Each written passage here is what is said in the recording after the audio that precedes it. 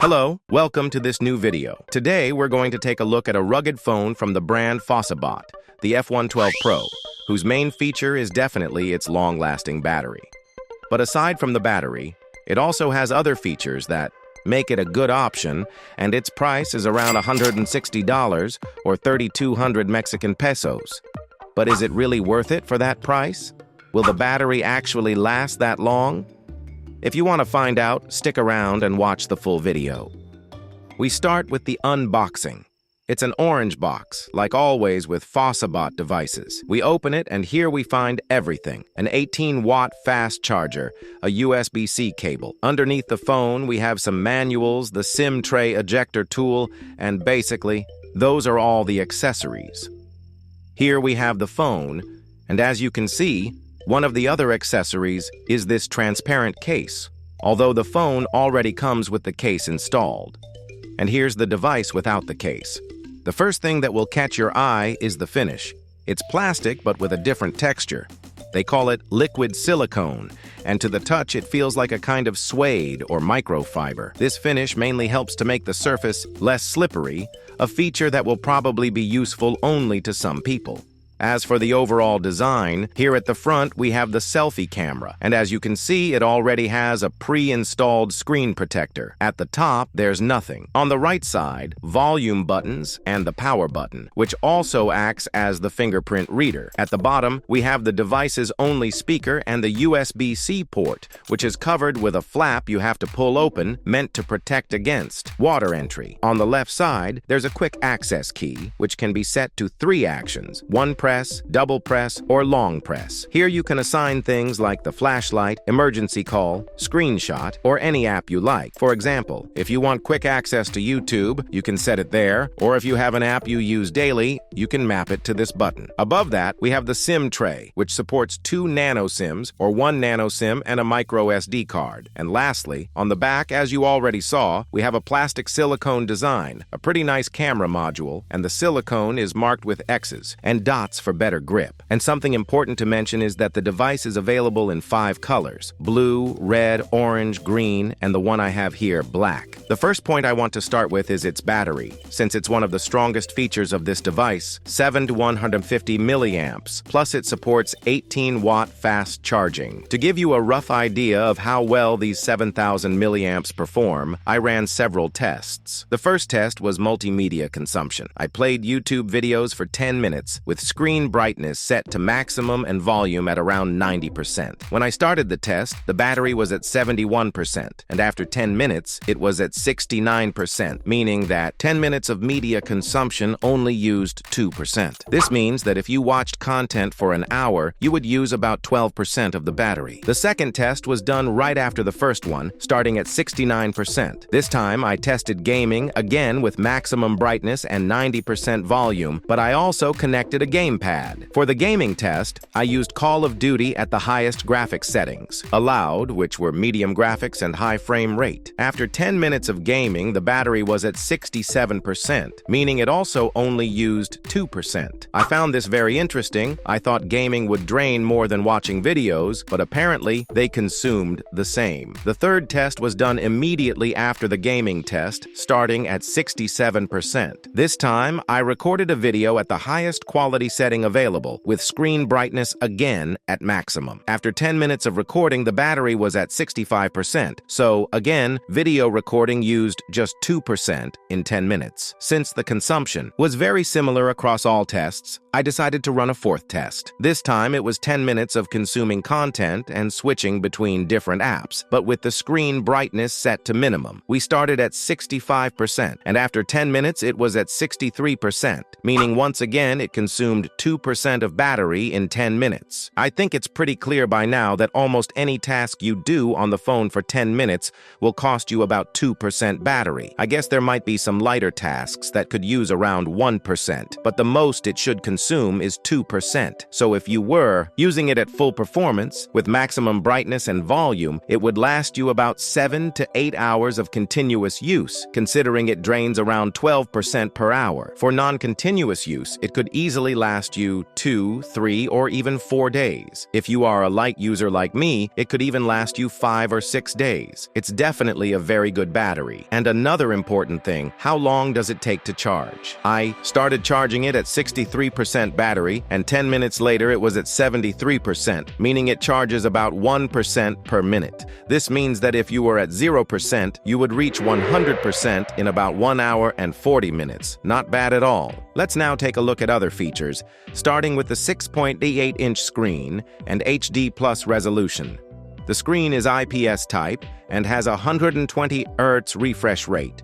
You can go into settings and choose 60 Hz, 120 Hz, or adaptive mode. Even though it's not full HD, honestly, when you're on YouTube or Netflix, you hardly notice it. It's a very decent screen with really good quality, and the brightness level, for example, when I put it side by side with an AMOLED phone, the difference in brightness is minimal. Clearly, the AMOLED has an advantage, but this one doesn't fall too far behind either. One thing you will probably notice, though, is that the bezels are quite prominent. If you buy it, I really don't think you'll have any issues with the screen, but where you might notice a slight drawback is in the audio, since it only has one speaker, no stereo sound, and the volume isn't very strong. Even at maximum, it won't overwhelm you. So maybe in a very open space, you might face some issues. You might be thinking it's a low-quality screen and speaker, but that's not the case. The goal of rugged phones is durability. It has IP68 certification, so you could even submerge it in water, though I really don't recommend it, because water can sometimes sneak in through unexpected spots. But if it accidentally falls into water, don't worry. If you take it out quickly, nothing will happen. That's also why it only has one speaker. Fewer openings mean fewer chances for water to get in. For cameras, we have 50 megapixels for the main camera, 16 megapixels for the selfie camera, and 5 megapixels for macro and wide-angle shots. I'd say this is the weakest point of the device, which clearly isn't designed for photography. If there's good lighting, like when you're outdoors, the photos are quite decent, with good detail, accurate focus, and fairly true-to-life colors. The problem appears indoors, where for some reason photos tend to look very yellow. In fact, look at this photo of the computer. The screen looks extremely yellow, and even though the nightlight filter was on, it definitely wasn't that color. The worst camera is the selfie one, which, as I mentioned earlier, is 5 megapixels. You can see a lot of noise in the photo. Even outdoors with good lighting, there's still a lot of noise. As for video recording, the quality is actually quite decent. You're probably already feeling a bit let down with what I said about the camera, but now we get to performance. And here, the phone really holds its own. It comes with a MediaTek 6835 5G processor, 8 GB of RAM, and 256 GB of storage. It's Antutu. Score was for 10,000 points, and honestly, you can feel it. This is the score of a solid mid-range phone. If you're going to use it for normal apps, you won't have any problems at all. Apps open very fast and run extremely smoothly. Plus, if you want to keep several apps open at the same time, 8 GB of RAM is more than enough.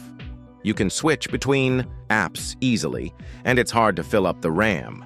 Also, the phone comes almost free of bloatware out of the box, which is very much appreciated and makes the system feel really smooth. If you're thinking about gaming, it's a good option too. You could set Genshin Impact to maximum graphics, and while there was a bit of lag, it wasn't unplayable. You just had to lower the settings a little, maybe to medium, and then Genshin ran perfectly with no lag at all. The only thing is, as you probably know, Genshin Impact tends to make devices overheat, and this one was no exception. It did heat up. Minecraft by default ran at 12 chunks, and at 12 chunks it ran perfectly at 60 frames per second. You could even raise it to the maximum 22 chunks, and while you could notice a bit of lag, it still wasn't unplayable. You could definitely still enjoy it, just not quite at 60 FPS. The best racing simulator on Android also ran flawlessly at 60 frames per second, and playing these kinds of high-graphic games makes you feel like you're playing on a console. It's honestly very worth it. And lastly, Call of Duty only allowed medium graphics quality with a high frame rate setting, but it ran perfectly at 60 frames per second with no issues at all.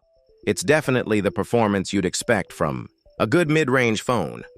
Another important feature of this device is that, in terms of connectivity, it supports 5G mobile networks. So if you're already a 5G user, you won't have any problems with this device. In the rest of the connectivity options, we also get 5 GHz Wi-Fi. On my network, it reached the maximum speed, Bluetooth, GPS, and NFC for card payments. For unlocking, it has a fingerprint reader that works very fast, and you can also activate facial unlocking, which interestingly also works very fast. As additional features in the system settings, you can activate virtual RAM expansion by using regular memory, and an extra option I found interesting is the glove mode. For example, if you're a motorcyclist and sometimes struggle with gloves, when using the phone, you can activate glove mode and you won't have that problem anymore. And that's it for this device. I'm not sure when exactly I'll be publishing this video, but the device should be available for sale between May 12 and May 18, with a price of around $160